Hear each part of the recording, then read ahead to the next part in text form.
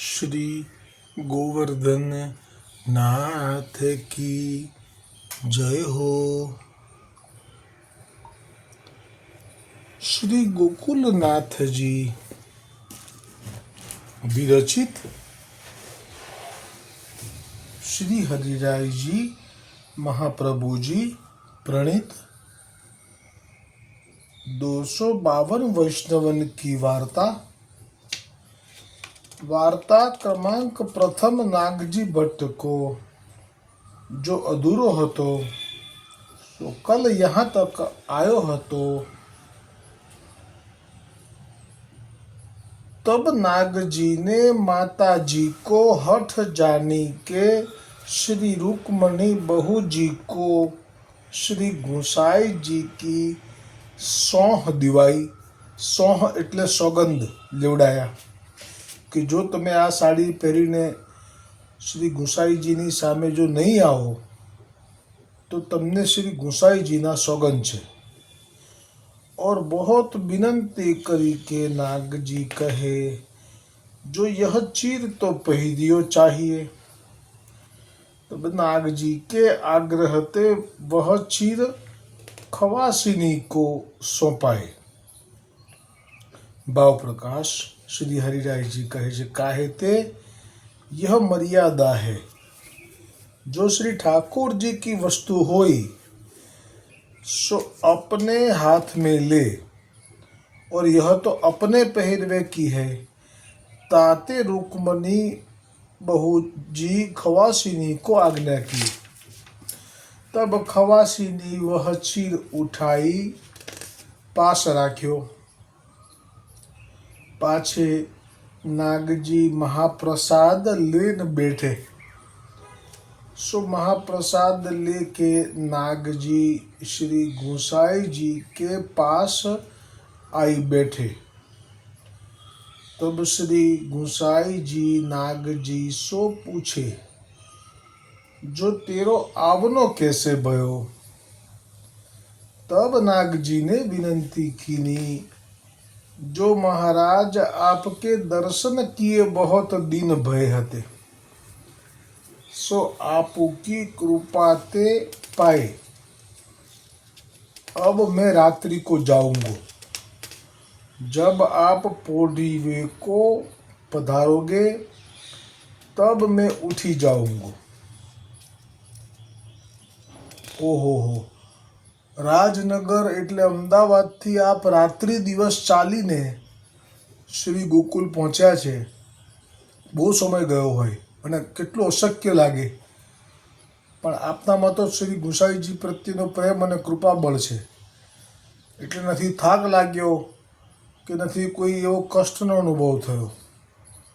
અને હવે તો બસ આજે આપણે મનોરથ કર્યો અને રૂકમણી વહુજી મહારાજને વિનંતી કરી લીધી એટલે હવે એમને નિશ્ચિંતા થઈ ગઈ। અને જે મનોરથ હતો એટલો જો પૂર્ણ થશે એટલે કે દર્શન થશે યુગલ સ્વરૂપના। આ જે મનોરથ છે એ મેં આપને જણાવ્યું હતું કે આ જે છે એ પદ્માવતી લીલામાં લલિતાજીથી પ્રગટ થયેલા છે। અને હા, જો સ્વામિનીજી અને ઠાકોરજીના દર્શન ત્યાં એમને નિત્ય મળે પણ વસ્ત્રની સેવા નિત્ય ના મળે। સ્વામિનીજીને અંગીકાર કરાવવાનો જે ભાવ અથવા યુગલ સ્વરૂપમાં આવી રીતે આપે અંગીકાર કરાયેલી વસ્ત્રની સેવા હોય અને દર્શન કરવાનો મનોરથ એ ત્યાં પોસિબલ નથી ગોલોકમાં। એટલે પદ્માવતી જે લલિતાજીથી પ્રગટ્યા છે એમનો એ મનોરથ અહીંયા ભૂતલ ઉપર હવે સિદ્ધ થઈ રહ્યો છે। અને હવે પાછળ શ્રી ગુસાઈજી सब वैष्णवन को विदा करी आपू सिज्जा पर पोड़ीवे को पधारे। तब नागजी ने श्री रुक्मणी बहू जी पास आई के विनंती करी जो महाराज आप ओहु चीर को अंगीकार करो। तब नागजी के हटते श्री रुक्मणी बहू जी वा चीर को पहिरे। पाछे श्री रुक्मणी जी श्री गोसाई जी के पास सिज्जिया पर पधारे। तब नाग जी को श्री गोसाई जी युगल स्वरूप के दर्शन दिए।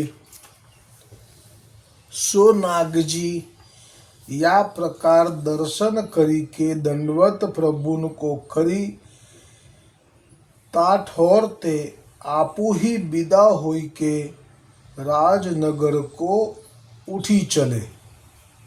અરે આવું કોણ કરી શકે?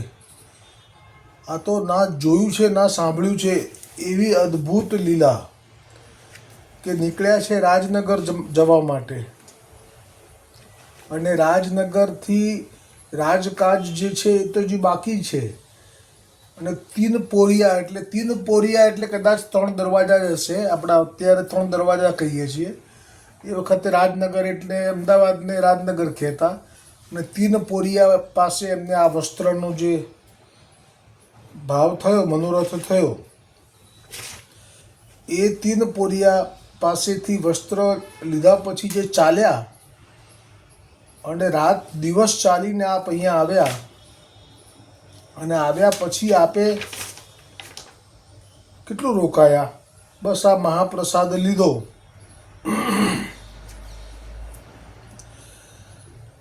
અને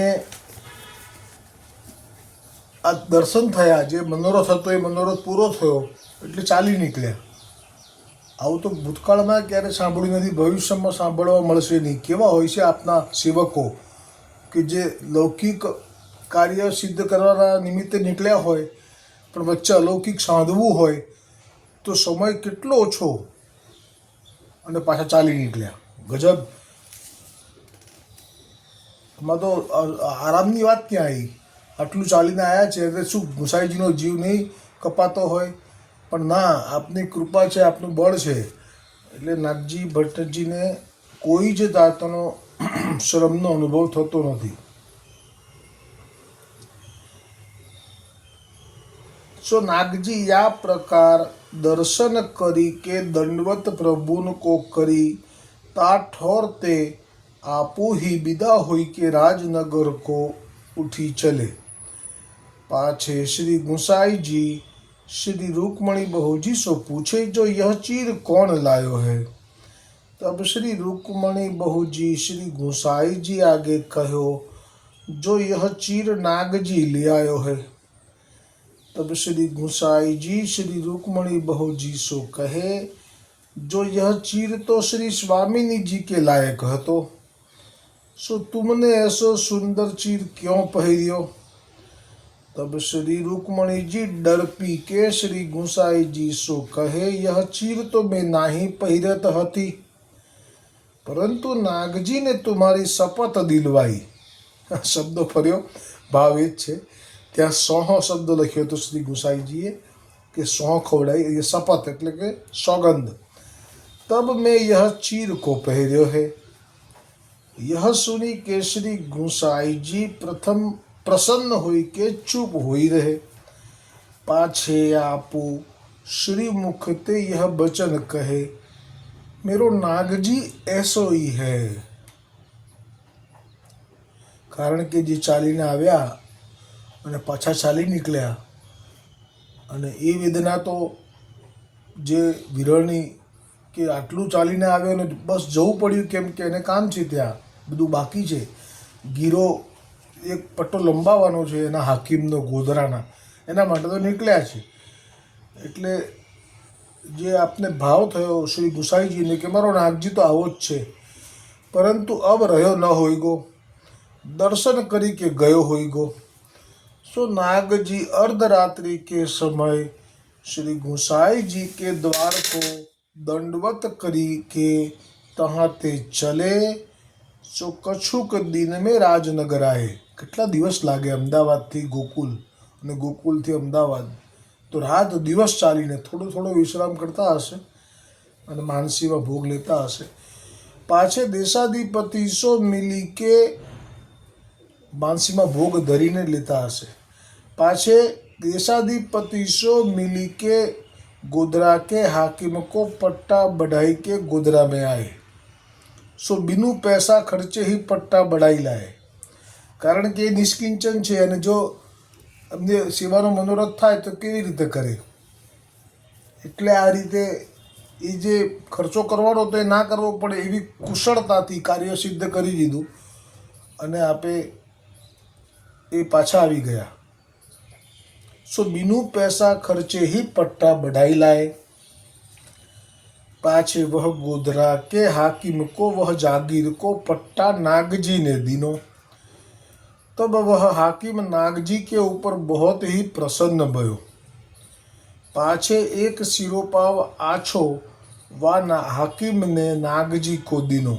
आ प्रसन्न थवुं એ પણ શ્રી ગુસાઈજીની કૃપા, કારણ કે અલૌકિક માટે જ્યારે કોઈ પણ વૈષ્ણવ મનોરથ કરે તો એમાં લૌકિકની પર અસર ના પડવા દે। એ ઠાકોરજી એવી લીલા કરે કે એને કોઈ જ વાંધો ના આવે, કારણ કે અલૌકિક માટે એનો મનોરથ થયો હતો। તેથી પાછે એક સિરોપાવ આછો વા હાકીમને નાગજી કો દીનો। सो सिरोपाव पहरी के नागजी अपने घर आए। वे नागजी श्री गुसाई जी के ऐसे कृपा पात्र भगवदीय हते। હવે શ્રી ગોકુલનાથજી કૃપા કરી વાર્તા પ્રસંગ 3નું, નાગજી ભટ્ટજીની જ વાર્તા પ્રસંગમાં 3નું દર્શન કરાવતા કહે છે, और एक समय श्री गुसाईजी द्वारिका को पधारे, तब तहाँ श्री रणछोड़ जी के दर्शन करी के विदा होई के द्वारिका के बाहिर आए। आ જ્યારે જ્યારે પણ શ્રી મહાપ્રભુજી વલ્ભાચાર્યજીએ જે ભૂતલના તીર્થ જે છે એ યાત્રા જે કરી છે, એ યાત્રામાં મુખ્ય કારણ એટલું જ છે કે આપ તો પૂર્ણ પુરુષોત્તમ શ્રી મુક્તિ પ્રગટ થયા છે, એટલે આપને દર્શન હવે બીજા કોઈના કરવાની ઈચ્છા રહે જ નહીં। આ જે લીલા છે એ એટલા માટે છે કે આપના જે જીવો હજારો જન્મોથી વિખૂટા પડીને જે વિરહથી તપી રહ્યા છે એ ક્યાં મળશે વધારે? તો એ તીર્થ ઉપર મળશે, કારણ કે એમને પાસે તો શ્રીનાથજી પ્રગટ થયા નહોતા એ વખતે, જસ્ટ થયા હતા, એટલે એમને કોઈ પ્રચાર થયો નહોતો એટલો બધો, એટલે બધાનું આવવું વધારે તીર્થભૂમિ ઉપર હોય, જેમ કે જગન્નાથપુરી છે, દ્વારિકાપુરી છે, ત્યાં હોય, એટલે આપનું ત્યાં જવું એ મિસ હોય। અને આવું તો શ્રી ગુસાઈજીએ પણ કહી દીધું હતું જ્યારે પેલા વાણિયાની દીકરી કે કોઈના માટે કે અમે તો આ બહાનું બનાવ્યું છે દ્વારિકા નગરી જવાનું, દ્વારિકા દર્શન કરવાનું, અમે તો તારા માટે જ આવ્યા છે। એટલે માર્ગમાં બી અનેક દૈવી જીવોનો ઉદ્ધાર થયા કરે, અને એટલા માટે થઈને આપે આવા યાત્રાધામો વારંવાર કર્યા છે। तब वहाँ श्री रणछोड़ जी के दर्शन करी के विदा होई के द्वारिका के बाहिर आए। श्री राम जी को श्री लक्ष्मण जी को मंदिर हतो, ताठौर आपू ठाड़े रहे। इतने में नागजी आम लेके तहाँ आए। એટલે શ્રી ગુસાઈજી દ્વારિકાધીશજીના દર્શન કરીને બહાર આવ્યા, અને ત્યાં બહાર જ એક રામ લક્ષ્મણજીનું મંદિર હતું, ત્યાં એના હજી તો ઊભા રહ્યા છે, એટલી વારમાં નાગજી કેરી લઈને આવી ગયા।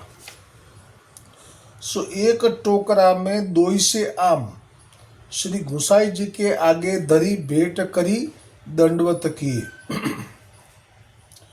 तब श्री गुसाई जी आम बहुत सुंदर देखी के आज्ञा किए, जो ये आम श्री रणछोड़ जी को समर्पी आऊँ। હવે જ્યાં જે ભૂમિ પર ઊભા હોય, અને આ તો દ્વિજ કુલ છે, આપ તો આચાર્ય છે, એટલે જે પ્રોટોકોલ હોય એમાં આ તીર્થના દેવ રણછોડજી દ્વારિકાધીશજી એમને તું આ અર્પી આવ। આ એક વિવેક થયો, આ પ્રેમની વાત નથી।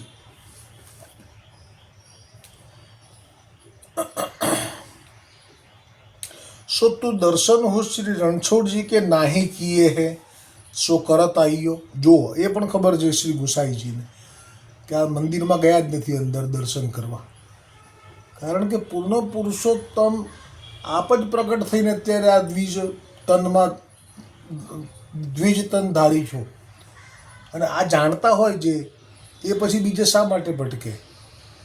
પણ જે નથી જાણતા એ હજી પણ જાય છે યાત્રા કરવા, પણ એનાથી વાંધો નથી, પણ મૂળ તો એક વખત સ્વરૂપનું જ્ઞાન થઈ જાય છે પછી જીવનું ભટકવાનું બંધ થઈ જાય છે। રખડી રખડી થાક્યો, આ ધામ જવું પેલે ધામ જવું, રખડી રખડી થાક્યો, શોધું છું શીતળ છાયા, મારી પૂંઠે પડી છે માયા રે, ઓ શ્રીજી બાવા, મારી પૂંઠે પડી છે માયા રે, ઓ શ્રીજી બાવા.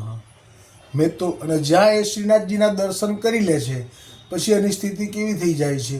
મેં તો સુખ સગળું દીઠું શ્રીનાથજીના ચરણે, મેં તો સુખ સગળું દીઠું શ્રીનાથજીના ચરણે, આ વૈષ્ણવ શું એને વર્ણે રે, ઓ શ્રીજી બાવા, આ વૈષ્ણવ શું એને વર્ણે રે, ઓ શ્રીજી બાવા.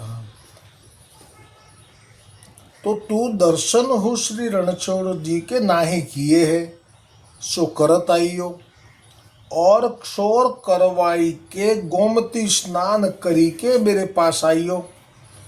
क्षोर એટલે દાઢી. तब नागजी ने श्री गुसाई जी सो विनंती कीनी, जो राज मेरे द्वारिका सो कहा काज है. अनन्यता प्रकट थी. मोको तो आपके दर्शन भय, इतने सर्व मनोरथ પૂર્ણ ભય. અને નાગજી જ્યારે આવું કહે ત્યારે દ્વારિકાધીશજીને જરાય દુઃખ ના થાય, કારણ કે દ્વારિકાધીશજી જાણે છે, જગન્નાથ પ્રભુ જાણે છે. એમના જ્યારે જીવોએ કીધું, દર્શન આપ્યા જગન્નાથજીએ પેલા વૈષ્ણવને,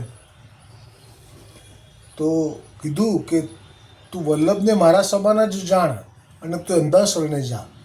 બધાને નથી કહેતા, દૈવી જીવ હોય એને કહે છે. શા માટે કહે છે? કે જગન્નાથજી પણ જાણે છે, દ્વારિકાધીશજી પણ જાણે છે કે હજારો જન્મો થઈ ગયા, આ લોકોનો જે પૂર્વ લીલામાં સંબંધ હતો તે માર્ગમાં લઈ જવા માટે કોઈ આચાર્ય અત્યાર સુધી થયા છે. સંપ્રદાય 4 સંપ્રદાય છે ભૂતલ પર વૈષ્ણવોના, એમાંથી કોઈના સામર્થ્યમાં નથી આવતું કે એમને મોકલી શકે પાછા લીલામાં. માત્ર મહાપ્રભુજી વલ્ભાચાર્યજીએ પ્રગટ કરેલો પુષ્ટિ માર્ગ જ છે સામર્થ્યયુક્ત, કે ત્યાં શરણે આવવાથી દૈવી જીવને પોતાના લીલા સ્થાનમાં પ્રાપ્તિ થાય છે. એટલે જગન્નાથજીએ જેમ રામદાસજીને દ્વારકાધીશજીએ કીધું જ હતું કે મને મહાપ્રભુજીએ આજ્ઞા કરી છે કે તમે એને કહો કે એની પત્નીને અંગીકાર કરે, જે એની પત્નીને મારતો પથરા સાથે આવતી તો, અને નામ પમાડવા માટેની આજ્ઞા પણ દ્વારિકાધીશજીએ કહ્યું હતું કે મને વલ્લભે જ કહ્યું છે કે તમે નામ પમાડી દો અત્યારે એને, પછી વલ્લભ પાસે ફરી નામ પમાવડાવી દેજો. આ રામદાસજીની વાત છે, વાર્તા 84માં જ આવે છે. તો આમાં કોઈ એમને એમ ના થાય કે તો ઈચ્છે જ છે. શિવજીએ કીધું કાશીના વિશ્વેશ્વર મહાદેવજીએ પેલા બ્રાહ્મણને, એ રોજ દર્શન આપતા, પ્રત્યક્ષ વાતો કરતા શિવજી. એ બ્રાહ્મણ એવો કૃપાપાત્ર હતો. બાકી ત્યાં પંડિતો રોજ આવતા, એમને દર્શન આપતા, એમના મનોરથો હશે તો પૂરા કરતા હશે, પણ પ્રત્યક્ષ વાતો નહોતા કરતા. પણ આ તો કૃપાપાત્ર હતો, હરિશ્ચંદ્ર તો પ્રત્યક્ષ વાતો કરતા હતા. અને એક વખત શિવજીના દર્શન એને જે પ્રત્યક્ષ ના થયા એટલે એ ત્યાં બેસી રહ્યો વિશ્વેશ્વર મહાદેવ મંદિરમાં કાશી, અને દર્શન ના થયા તો બીજે દિવસે છેક સાંજે દર્શન, બીજે કે ત્રીજે દિવસે સાંજે પ્રત્યક્ષ પ્રગટ થયા મંદિરમાં. ત્યારે કહ્યું કે કેમ આપ 2 દિવસ દર્શન કેમ ના આપ્યા, ક્યાં હતા? ત્યારે વિશ્વેશ્વરજીએ મહાદેવજીએ કહ્યું કે અમારા કાશીમાં પુરુષોત્તમ શેઠ જે રહે છે, મહાપ્રભુજીના સેવક છે, એમને ત્યાં નંદોત્સવ હતો, એટલે અમે ત્યાં દર્શન કરવા ગયા હતા. ત્યારે આ બ્રાહ્મણે પૂછ્યું કે તો એ તમારા કરતાં મોટા? તો કે હા, એ તો સાક્ષાત પૂર્ણ પુરુષોત્તમ શ્રીમુખથી પ્રગટ થયેલા મહાપ્રભુજી જે છે એમનો માર્ગ છે, એમના સેવક છે આ. અને ઠાકોરજીના નંદોત્સવના પ્રત્યક્ષ દર્શનનો લાભ મળ્યો મને. ત્યાં બધા પ્રગટ થયા હતા, નંદ બાવાને યશોદાજી. આવી લીલાનો દર્શન કરીને આવ્યો છું. પછી આ બ્રાહ્મણે કીધું કે તો પછી મને પણ સેવક થવું છે, પણ તમે જ કરો, મને એ મંત્ર તમે જ સંભળાવો. અનન્યતા તો હોય ને પોતાના ઈષ્ટ માટે, એટલે કીધું કે તમે જ મને સંભળાવો. ત્યારે મહાદેવજીએ કીધું કે ના, અમે તો મર્યાદા માર્ગમાં છીએ, આ પુષ્ટિ માર્ગ માટે તો તમારે ત્યાં જ જવું પડશે. અને સામે ચાલીને આજ્ઞા કરી. અને અનન્યતા એકદમ ના છૂટે, જૂનું હોય તો કેવી રીતે, પણ આપ જ પોતે સામેથી કૃપા કરે તો એ જીવ સમજી જાય કે હવે મહાદેવ કહે છે કે ત્યાં જવું પડે. પછી એ ગયા. જગન્નાથજી સામેથી જ કીધું પેલા વૈષ્ણવને કે તમે મહાપ્રભુજીને મારું સ્વરૂપ માનીને એમના સેવક થાઓ, તો તમારું જે મનોરથ છે એ સિદ્ધ થશે. અને જે પેલા હતા સરસ્વતી માટે થઈને ગુલામ ઈશ્વરે લગભગ મારું ના ભૂલતો હોઉં તો સરસ્વતીજી માટે તપ કર્યું ને ના પાડી કે તારા ભાગ્યમાં નથી વિદ્યા. અને પછી ભગવાન વિષ્ણુએ પ્રગટ થઈને દર્શન આપ્યા, કારણ કે એ તો પછી વિષ્ણુ ભગવાનનું નામ લઈને મરવા પડ્યો. તો દર્શન આપ્યા અને એ વખતે કીધું કે તમે કાશી જાઓ, ત્યાં જગન્નાથપુરી જાઓ, ત્યાં વલ્લભ છે, આપ એમને શરણે જાઓ તો તમારો મનોરથ સિદ્ધ થશે. તો હજારો જન્મોથી જે એમને આ વિરહ છે એના માટે તો આ માર્ગ છે. એટલે આમાં આ દેવોને પણ કોઈ દુઃખ નથી થતું, ઉપરથી રાજી થાય છે. એટલે આવી રીતે આજ્ઞા કરી. પણ નાગજીએ તો કહી દીધું કે હું આપના શ્રી રણછોડજી કે દર્શન કરી આવું.